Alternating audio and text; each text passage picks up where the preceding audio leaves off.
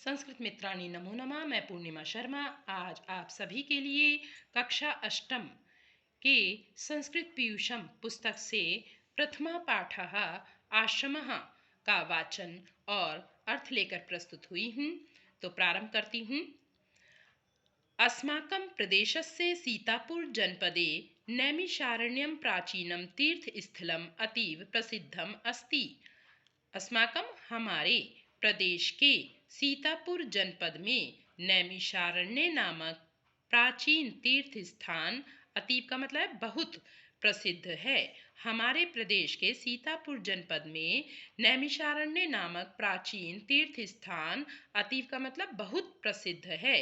बच्चों यहाँ पर अति धन इव इस तरह से मिलकर ई और ई मिलकर दीर्घ संधि हुई है। ये दीर्घ संधि का उदाहरण है। तत्र पुरा काले एकस्मिन् आश्रमे ऋषयः मुनयः गुरवः कवयः छात्राश्च निवसन्ति स्म।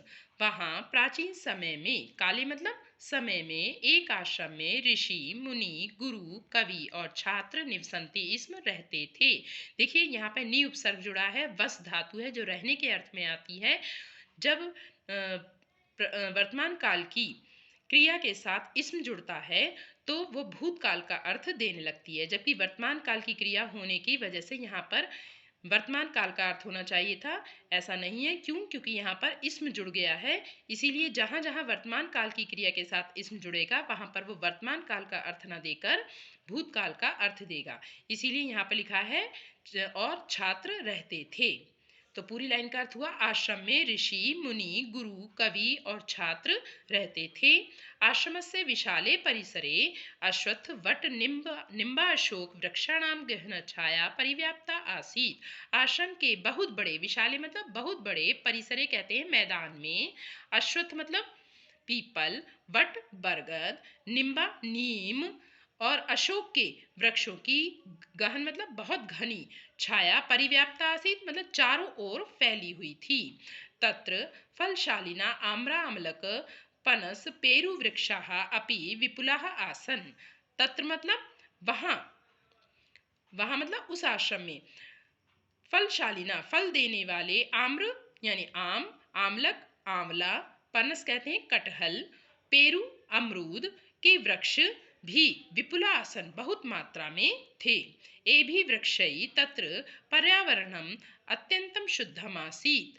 ए भाई इन वृक्षों के द्वारा, यानी कि ऊपर ये जो वृक्ष बताए हैं आपको और ये फलदार वृक्ष जो बताए हैं, इन वृक्षों के द्वारा, तत्र मतलब वहां का, तत्र शब्द जो है बच्चों ये अव्यय है, इसका कोई रूप नहीं चलता है, तो इसलिए यहाँ पर तत्र का मतलब क्या है, वहां। इन वृक्षों के द्वारा वहां का वातावरण बहुत शुद्ध था।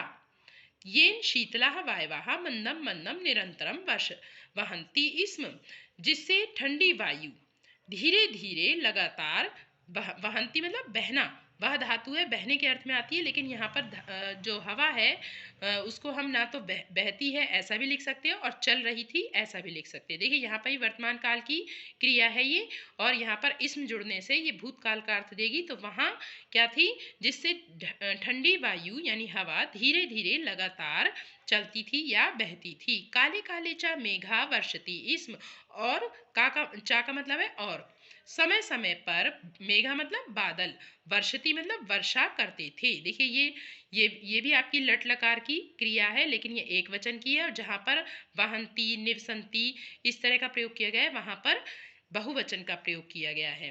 तो समय समय पर क्या होता था, बादल वर्षा करते थे। इदानीमपि तस्मिन् आश्रमे धेनवः बलिवर्दाः अश्वाः अन्ये च पशवः स्वच्छंदम चरन्ति।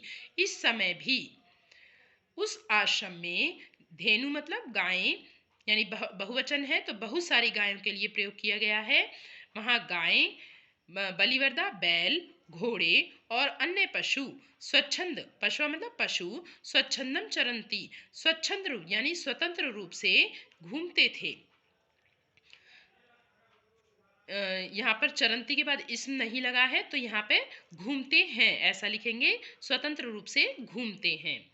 वृक्षेषु कपीनां कूर्दनम चटकानां कूजनम मयूराणां नर्तनम च दर्शकेभ्यः आनंदम ददति।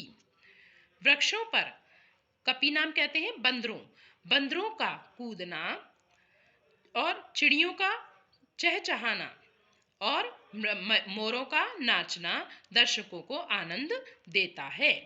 तस्य आश्रमस्य समीपे गोमती नदी प्रवहति, उस आश्रम के पास में गोमती नदी बहती है। अर्थात ये आश्रम जो आपके पढ़ रहे हैं जिस आश्रम के बारे में, ये आश्रम आज भी वहाँ पर है। कहाँ पर? लखनऊ में। ठीक है, तो क्या बहती है, कौन सी नदी के किनारे है? गोमती नदी बहती है। उस आश्रम के पास में गोमती नदी बहती है। तस्याः निर्मलम जलम सर्वे आश्रम वासिनः पिबन्ति स्म, उसका निर्मल मतलब साफ स्वच्छ जल सभी आश्रमवासी पिबंती, देखिए बहुवचन का प्रयोग किया गया क्योंकि बहुत सारे आश्रमवासी हैं, तो पिबती पिबता पिबंती इस तरह से रूप बनता है लट लकार में। और देखिए यहाँ पे इसम जुड़ गया है लट लकार की क्रिया के साथ, तो यहाँ पे इसका भूतकाल का अर्थ हो जाएगा। तो क्या बनेगा? उसका स्वच्छ जल सभी आश्रमवासी पीते थे। आश्रमे पशवः पक्षिणश्च विरोधम विहाय एकस्मिन् घट्टे पानीयम पिबंती स्म। आश्रम में पशु और पक्षी आपस के विरोध को छोड़कर, विहाय मतलब छोड़कर, एक ही घाट पर पानी पीते थे। एकत्र वसंती, एक जगह रहते थे। तत्रैव खादन्ति स्म च, और वहीं खाते थे। तत्र छात्राणां कृते एते नियमाः आसन्, वहाँ छात्रों के लिए ये नियम थे। तो कौन कौन से नियम थे? प्रातः सूर्योदयात् पूर्वम उत्थातव्यम, प्रातः सूर्योदय से पहले उठना चाहिए। नद्याम स्नानम कर्तव्यम, नदी में स्नान करना चाहिए। संध्या वंदनम करणीयम, संध्या वंदन करनी चाहिए। संध्या वंदन का मतलब होता है बच्चों कि सुबह की और शाम की, जिस समय प्रातःकाल सूर्य उदय नहीं होता है और सूर्य लेकिन आसमान में आपको दिन दिखाई देता है, तो उसको कहते हैं संध्या, यानी संधि काल। रात्रि जा रही है और जो दिन निकल रहा है, तो वो संधि काल है। ऐसी शाम के समय की पूजा को संध्या वंदन कहते हैं, जो जैसे दिन छिप रहा है और रात्रि अभी हुई नहीं है, तो वो संधि काल कहलाता है। तो संध्या वंदन करनी चाहिए, यानी कि एक सूर्य अस्त होना और चंद्रमा का निकलना, ये संध्या वंदन कहलाता है। ठीक है, तो संध्या वंदन करना चाहिए, यानी ईश्वर का स्मरण करना चाहिए, ईश्वर को प्रणाम करना चाहिए। ईश्वरा नमनीय, ईश्वर को नमस्कार करना चाहिए। सहैव खादनीयम, उसके बाद ही खाना चाहिए। और फिर क्या करना चाहिए? तथा पठनाय कक्षायाम गंतव्यम, उसके बाद पढ़ने के लिए कक्षा में जाना चाहिए। एतान् आश्रम नियमान् सर्वे छात्राः सम्यक पालनम कुर्वन्तः आसन्, आश्रम के एतान इन नियमों का जो ऊपर बताए हैं, आश्रम के इन नियमों का सभी छात्र सम्यक मतलब भली भांति पालन करते थे। सम्प्रत्यपि आश्रमोऽयं छात्रेभ्यः श्रेष्ठं संस्कारं प्रयच्छति। सम्प्रत्यपि यानी कि इस समय भी, आज भी आश्रम है उस स्थान पर, इस समय भी यह आश्रम छात्रों को श्रेष्ठ संस्कार देता है। प्रयच्छति प्रय उपसर्ग जुड़ा है इसमें, और यच्छति देखिए यहाँ पे वर्तमान काल की क्रिया है, तो क्या देता है? श्रेष्ठ संस्कार देता है। तत्र जातिगतम भेदभावम विना सर्वे निवसन्ति, वहाँ जातिगत भेदभाव के बिना सभी निवसन्ति मतलब रहते हैं। स्वास्थ्याय संवर्धनाय तत्र व्यायामस्य योगस्य प्राकृतिक चिकित्सायाश्च शिक्षणं प्रचलति।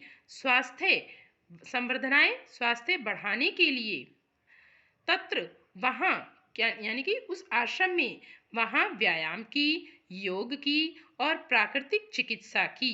प्राकृतिक चिकित्सा क्या होती है? जैसे औषधियों का प्रयोग करके अपनी बीमारियों को ठीक करना। तो प्राकृतिक औषधियों का वो क्या करते हैं? प्राकृतिक चिकित्सा का शिक्षण उन्हें मिलता है, प्राकृतिक चिकित्सा का शिक्षण चलता है। यानी कि बच्चों को वहाँ पर व्यायाम भी सिखाया जाता है, योग की भी शिक्षा दी जाती है और प्राकृतिक चिकित्सा की भी शिक्षा दी जाती है। सा च आश्रमः त्यागं तपस्यां परोपकारम उदारतां च शिक्षति, और वह आश्रम त्याग, तपस्या, परोपकार और उदारता की शिक्षा देता है। एवंच एतादृशः आश्रमः इदानीं सर्वत्र भवेत्। और इस प्रकार ऐसा, एतादृशा ऐसा, जैसा ऊपर आश्रम का भी वर्णन किया गया है, ऐसा आश्रम इस समय सभी जगह, सर्वत्र मतलब सभी जगह होना चाहिए। इस पाठ का अर्थ यहीं पर पूर्ण होता है। अगली वीडियो में हम आपको इसके अभ्यास कार्य के साथ मिलेंगे। धन्यवाद बच्चों।